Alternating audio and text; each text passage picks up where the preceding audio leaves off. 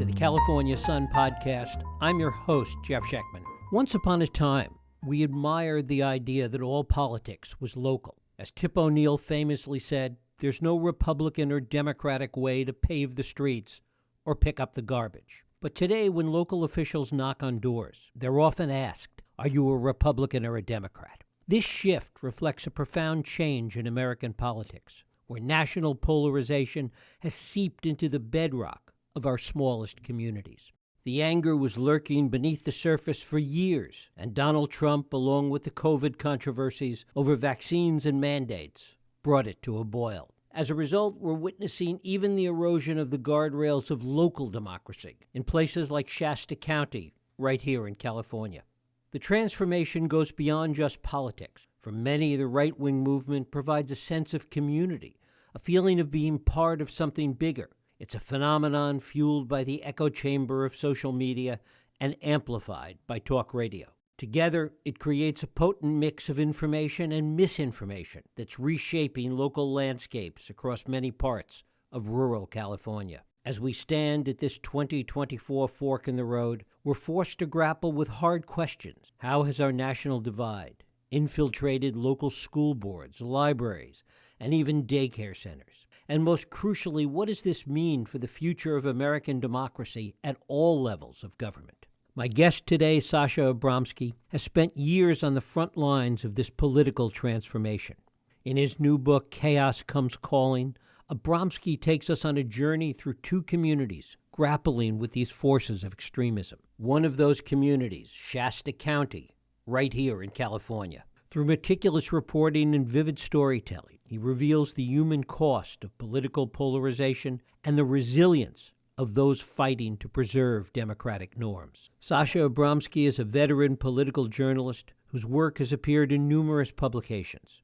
He's authored several books on poverty, criminal justice, and political movements in America, and is a longtime resident of Northern California. It is my pleasure to welcome Sasha Abramsky here to the California Sun podcast to talk about Chaos Comes Calling, the battle against the far-right takeover of small-town America. Sasha, thanks so much for joining us. Oh, it's always a pleasure. Thanks for having me on. Well, it is a delight to have you here. First of all, let's talk about these two towns that you focus on and provide a little context of Shasta County here in California and Sequim, the small town in Washington. Yeah, so basically, when you were talking about the sort of genesis of my book, you're absolutely right that what I was really interested in exploring was how all of these national schisms and these national fissures in our understanding of the world played out on the ground.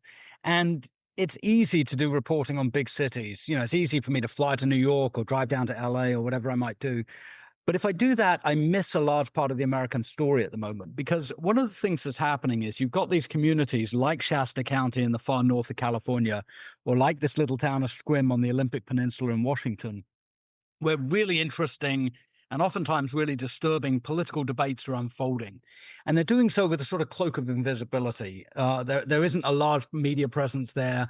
There aren't a lot of people coming in to tell the stories. But actually, the debates that are going on Main Street in these little communities or in county board of supervisors or city council meetings, those debates and those discussions really reflect like a mirror what's happening in America. So in 2020, both Shasta County and Sequim essentially flew to pieces around the COVID pandemic. Just all of the anger, all of the rage that was playing out nationally played out intimately in these little communities. And you had public health officials facing death threats. You had political meetings that used to be, very, very staid political affairs, suddenly becoming these sort of epicenters of anger and rage and hostility.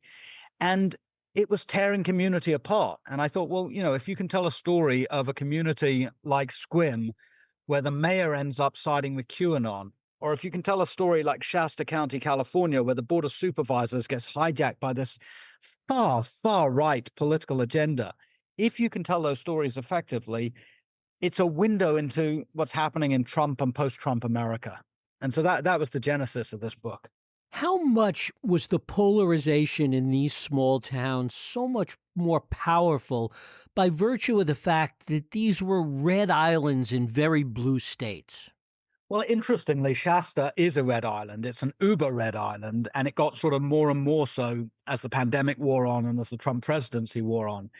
And so I think what you saw in Shasta was uh, something that was festering for a long time that suddenly gets turbocharged. And so this sort of always fairly conservative community suddenly becomes a community heavily influenced by militia politics and heavily influenced by the most extreme anti-public health politics. And so, in a sense, what you saw was a crystallization of already existing ideologies and ideas, but all of that was crystallized by the Trump era and by the pandemic. Squim was a little bit different. Squim was actually a fairly liberal, quite calm, quite tranquil retirement community.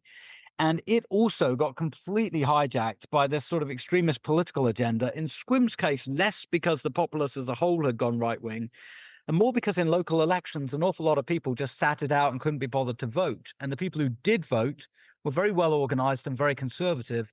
And for a 2 or 3 year period, did tremendous damage to the practice of local government up there. So I think the stories are a little bit separate. And that's what sort of makes them an interesting juxtaposition. You can see one trajectory in Squim, you can see another trajectory in Shasta County, but both of them help to explain the moment that we found ourselves in modern America. Talk a little bit about the way in which this polarization was filtering down over time into small communities. Sometimes it was just about school board issues. Sometimes it was about religious or evangelical issues. But it was happening little by little. And as you said at the outset, it was really COVID and some of the requirements and restrictions related to that that really was the catalyst for this. Yeah, my theory is that there were three things that were going on by about 2020. And the first of them was the rise of social media over the previous decade. It had completely splintered traditional news sources. It had created these very, very potent rumor mills, essentially, that could distribute rumors all over the globe in nanoseconds. And that changed the way that we processed information as a people. So that was one thing that happened. The second thing was the rise of this really, really demagogic, lie-based politics around Donald Trump and his supporters and the MAGA movement. But the third thing that just sort of ties it all together and pushes an awful lot of people both into this sort of this mindset of fury, but also this mindset of conspiracy, was the COVID pandemic and the lockdowns that accompanied it, especially in the first 6 months to a year of the pandemic.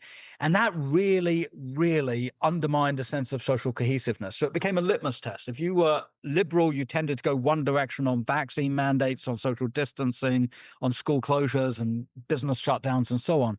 If you were conservative and you were being egged on by Donald Trump, you were being egged on by Steve Bannon, you were being egged on by Alex Jones and all these other voices of the hard right, by the summer of 2020, you'd come to conclude that this was all a big hoax. And you'd come to conclude that it was a conspiracy by Big Pharma and by liberal government and all these other nefarious actors. And you were organizing your life and your politics around those assumptions. Now, the problem with all of this is local politics really needs to be about local politics. It needs to get a consensus together, and it needs to make sure very local matters are addressed.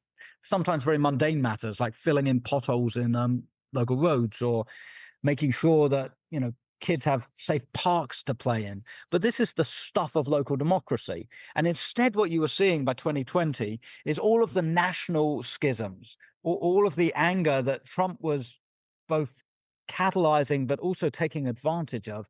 All of that was playing back down at the local level. So you had characters like Woody Clendenin in Shasta County, who's this sort of real larger-than-life character. He runs a local barber's shop.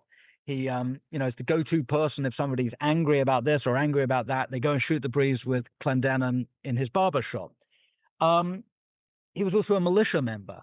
And by 2020, he was, extremely angry about what was happening and was one of the leading voices in the county to push out moderate Republican Board of Supervisors members and to have them replaced by hard right county Board of Supervisors.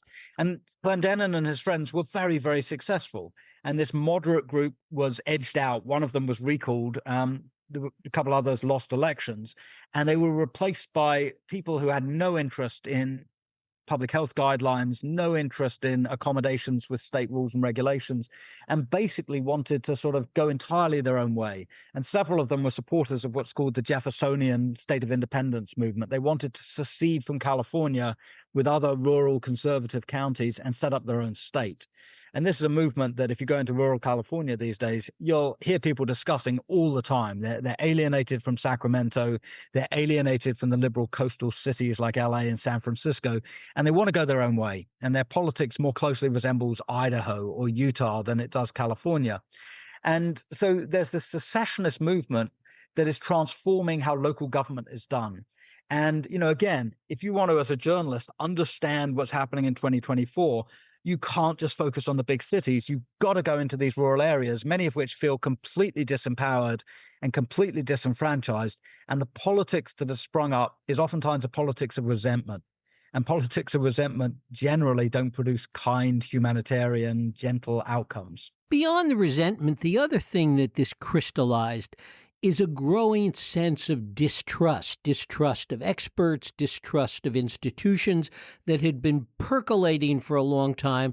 And this really brought it, the pandemic really brought it to a head. I think that's right. And, what happened with the pandemic, everybody was flying blind. And that goes for Anthony Fauci at the top of the public health infrastructure. It goes for local public health officials.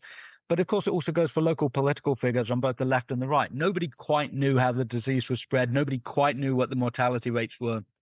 All we knew was it was highly infectious. None of us had immunity to it at the beginning of the outbreak. And there were a lot of people going to die very, very quickly as a result of this disease epidemic. So public health officials set to work using the best knowledge that they had at the time to try and minimize the spread or at least slow it down. And so that's how we ended up with school closures. That's how we ended up with the shuttering of non-essential businesses. That's how eventually they ended up with mask mandates and so on. Now, with hindsight, some of that was an overreaction or some of it was ineffective. Not all of the responses were perfect, but the motivations tended to be generally good. They were benign.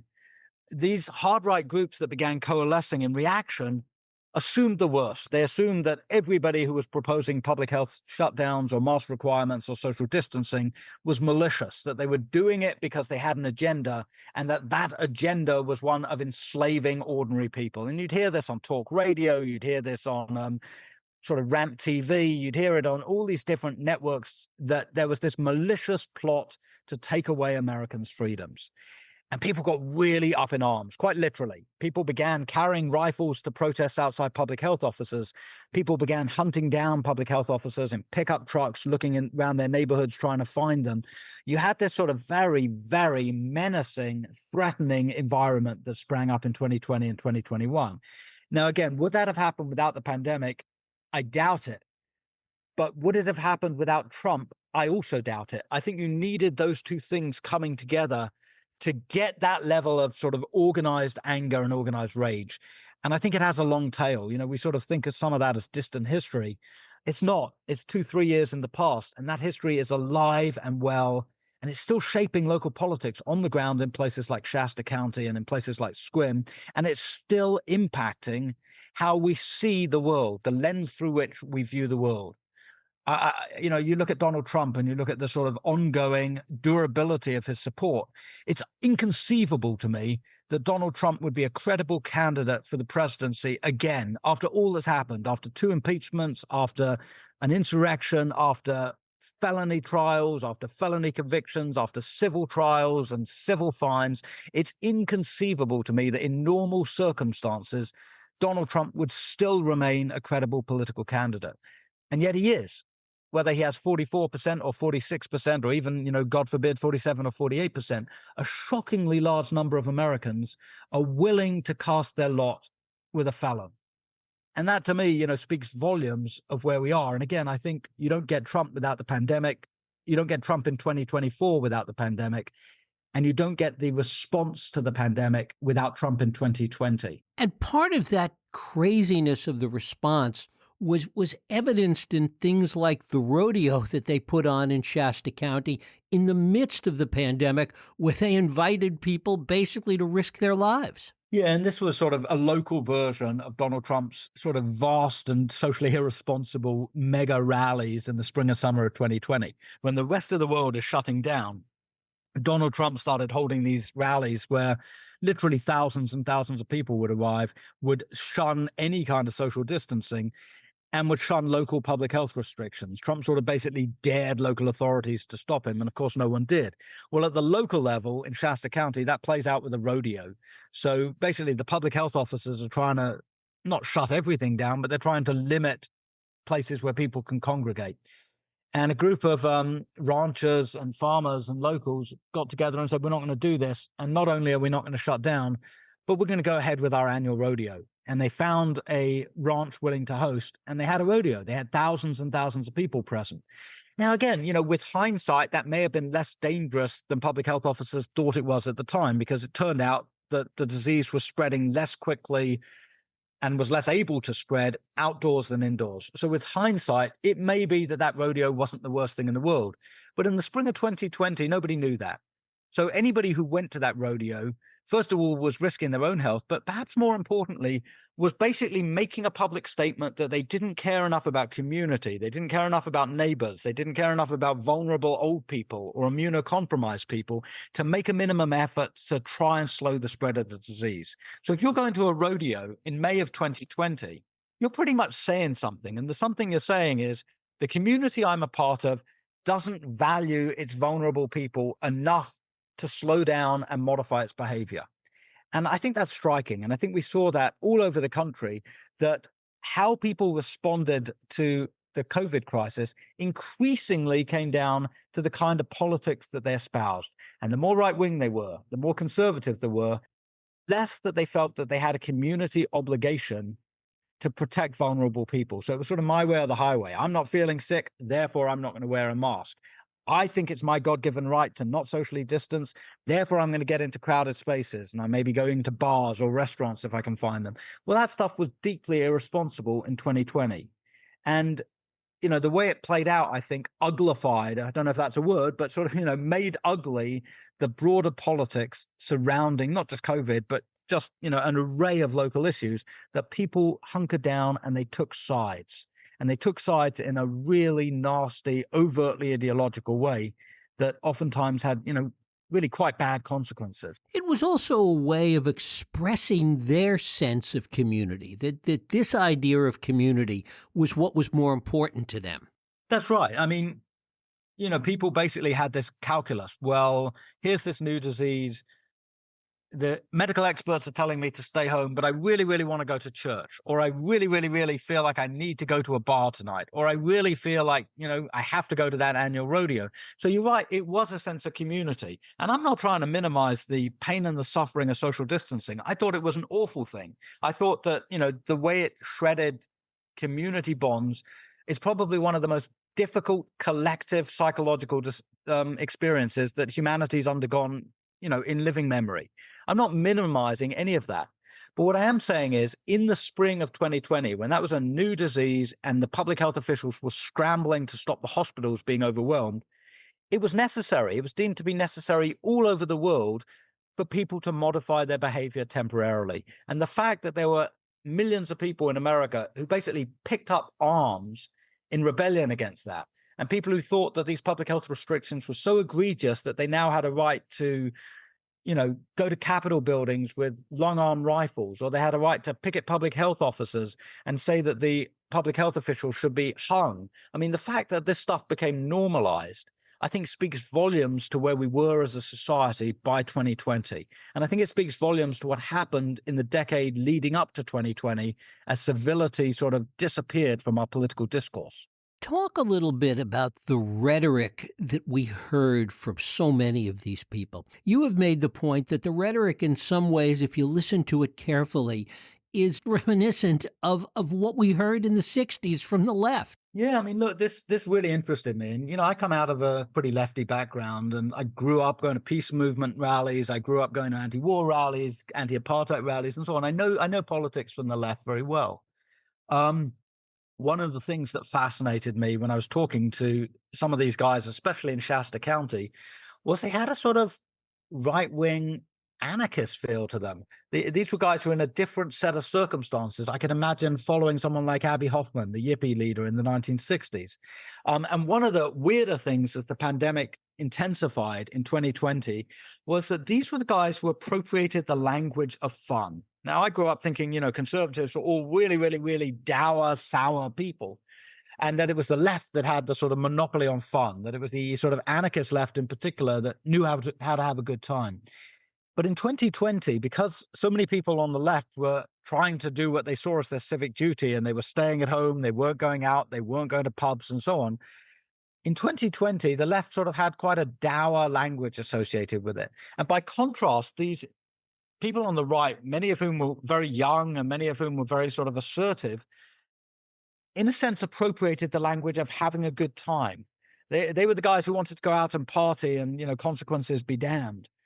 And when you sort of add that into a more broad political critique, the suspicion of authority, the dislike of law enforcement agencies, the sort of understanding that government doesn't always do right by the populace, that language is very understandable from someone coming out of the left. Where they lose me is when they then go down a road of violence and a road of xenophobia and a road of homophobia and all these movements against other people, these movements that say, well, you are the other, therefore you're not part of our clique, our group.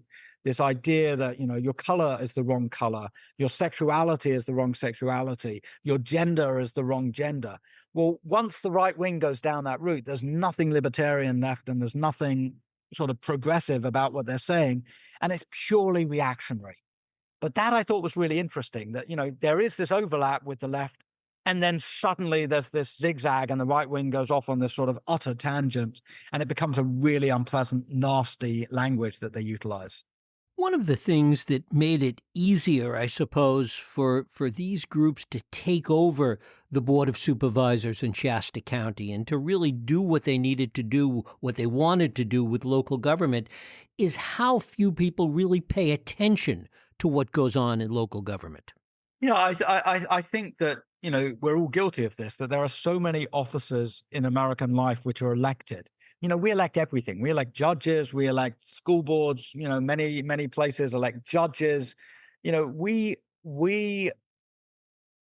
basically politicize everything. And that's both good and is bad. It's good because in some ways it democratizes very fundamental institutions. But on the other hand, an awful lot of people just tune it all out. They get a ballot, there's, 200 things to vote on. Maybe they vote for the presidency. Maybe they vote for the US Senate. Maybe they vote for the governor and a few other races. But most of us don't know who our boards of supervisors are. We don't know who our city council members are. If you do polling, you'll find a shockingly large number don't know who their Congress people are.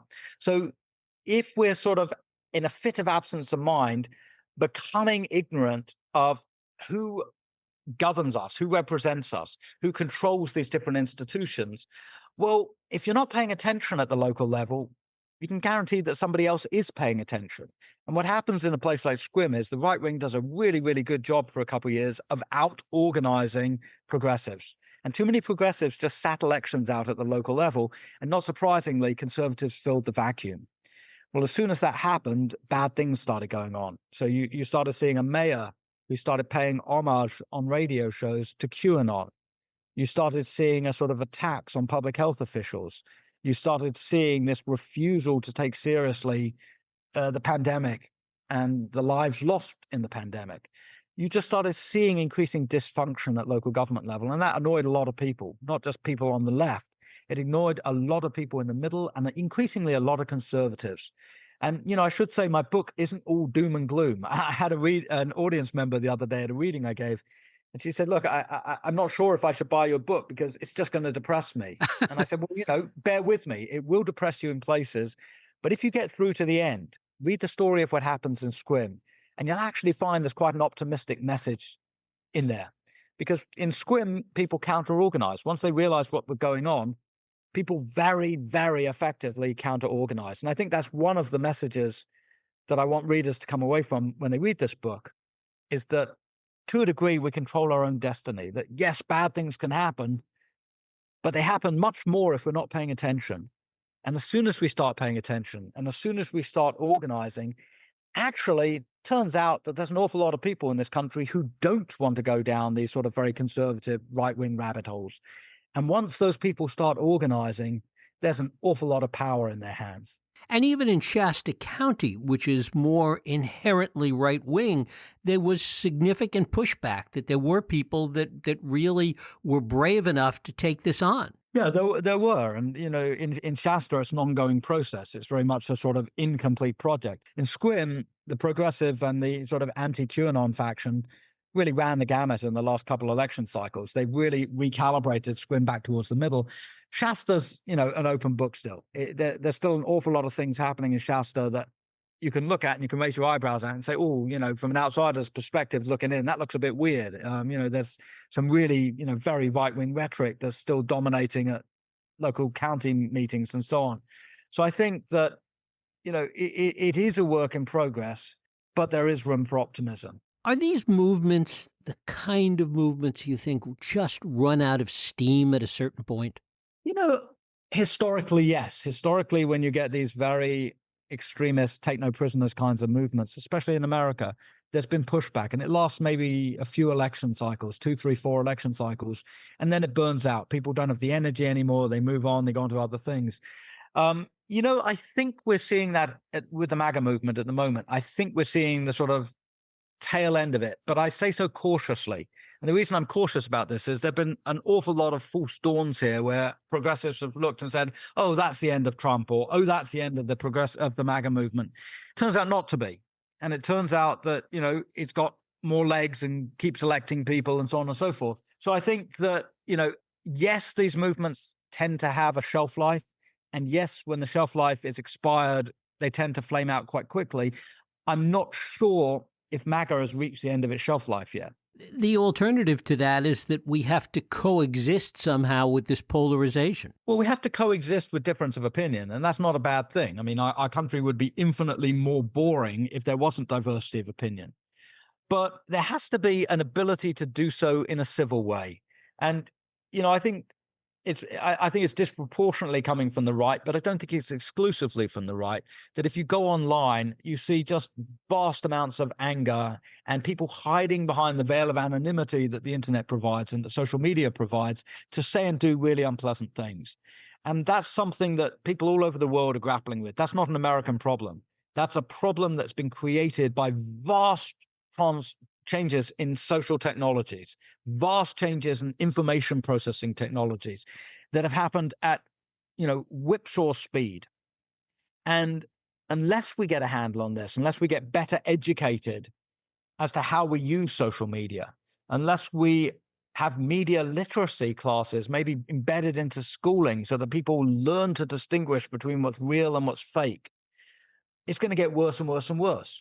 And when you look at the rise of artificial intelligence over the last 2-3 years, and you've seen the speed with which deep fake audio and deep fake video and deep fake photography can be created, well, increasingly we're in a world where it's very, very difficult to know what's real from what's fake. And that obviously is fodder for demagogues. And the more you have people like Donald Trump taking advantage of this kind of technology, the more difficult it is and is going to be to preserve the basic foundational tenets of democracy. So yes, we have to learn to live with each other, but perhaps more than that, we have to learn how to educate ourselves around the way we use information. And finally, have we gotten past a point? Is it too late to understand how to use this technology, how to use social media, how to use the information technology that people are so angry about? Find a way to use it to, in fact, help people to adapt to and process change? No, I don't think it's too late. I mean, there are many things. I'm not a Luddite. I don't believe you have to put technology back in the cupboard. And even if I did believe that, it wouldn't be possible. Social media is a part of our fabric. It's not going away. But what we can do is learn to channel it so it's not being used maliciously. We can have better legal safeguards against the spreading of misinformation.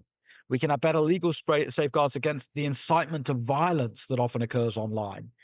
You can do all of that while preserving the networks of social media that do really, really good things that, in an emergency, help channel resources effectively, or that link people up who want to, feed poor communities or help refugees or whatever it might be. There's a lot of really, really good things that social media can do and does do.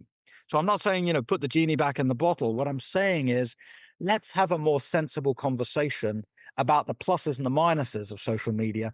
And let's work out a way. It doesn't matter if you're right wing or left wing or no wing. Let's work out a way to use social media that doesn't embellish or downright facilitate falsehoods. Because in the long run, nobody wins. If you obliterate notions of truth, if you obliterate the notion that there are some things that are real and some things that are false, in the end, nobody benefits. And in the end, it shreds the possibility of informed democracy. And informed democracy is precious, but it's also extraordinarily fragile. And I really don't think it's in anyone's long-term interests to embed technologies that make it ever easier to reduce the power of democracy. Sasha Abramsky, his book is Chaos Comes Calling, the battle against the far-right takeover of small-town America. Sasha, I thank you so much for spending time with us today. Oh, it was a joy. Thank you for doing this. Thank you. And thank you for listening and joining us here on the California Sun podcast. I hope you'll join us next week. I'm Jeff Sheckman. If you like this podcast, please feel free to share and help others find it by rating and reviewing it on iTunes and subscribe wherever you get your podcasts.